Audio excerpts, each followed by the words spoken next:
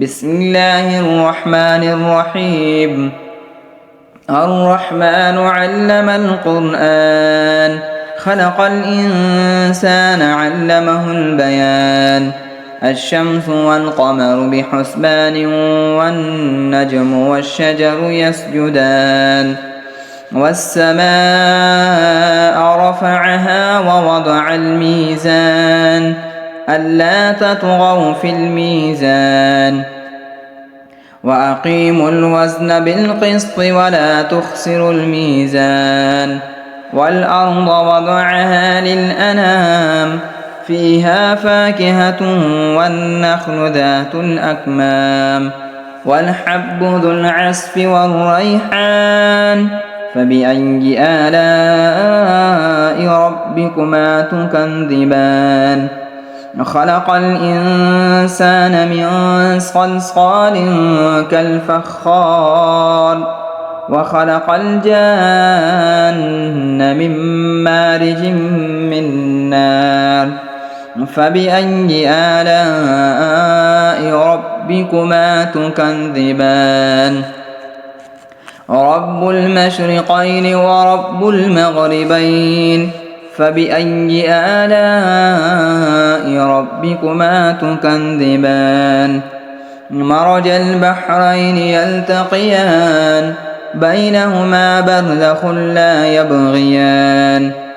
فبأي آلاء ربكما تكذبان؟ يخرج منهما اللؤلؤ والمرجان. فبأي آلاء ربكما تكذبان؟ وله الجوار المنشآت في البحر كالأعلام.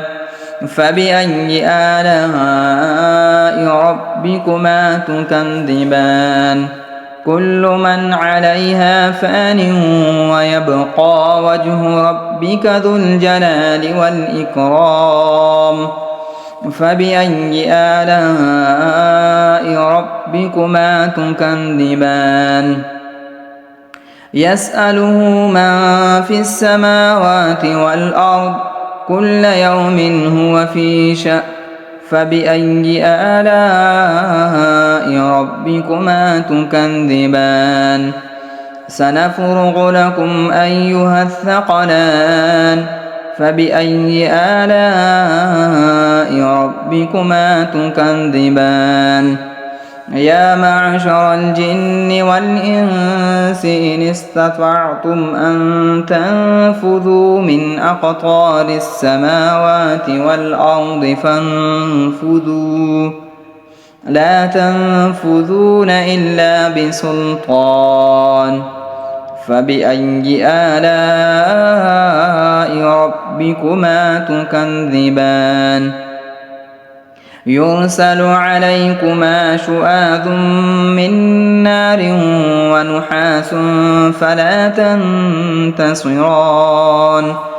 فبأي آلاء ربكما تكذبان؟ يا معشر الجن، فإذا انشقت السماء فكانت وردة كالدهان. فبأي آلاء ربكما تكذبان؟ فيومئذ لا يسأل عن ذنبه إنس ولا جان. فبأي آلاء ربكما تكذبان؟ يعرف المجرمون بسيماهم فيؤخذ بالنواصي والأقدام. فبأي آلاء ربكما تكذبان؟ هذه جهنم التي يكذب بها المجرمون، يطوفون بينها وبين حميم آن. فبأي آلاء ربكما تكذبان؟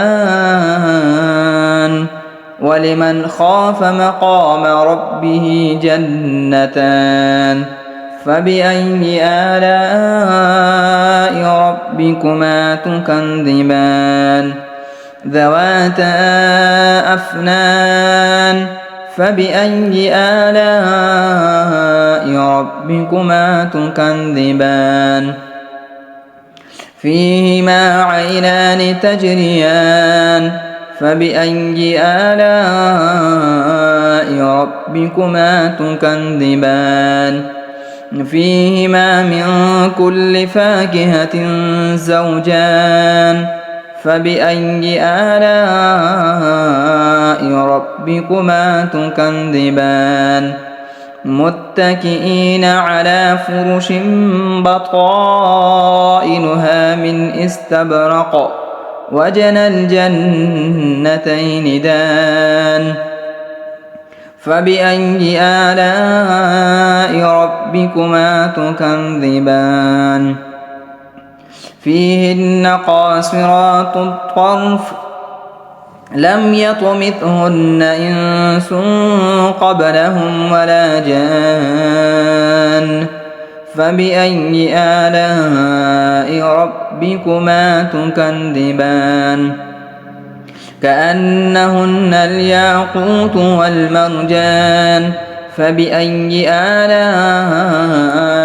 ربكما تكذبان هل جزاء الإحسان إلا الإحسان فبأي آلاء ربكما تكذبان ومن دونهما جنتان فبأي آلاء ربكما تكذبان مدهامتان فبأي آلاء ربكما تكذبان فيهما عينان نضاختان فبأي آلاء ربكما تكذبان فيهما فاكهة ونخل ورمان فبأي آلاء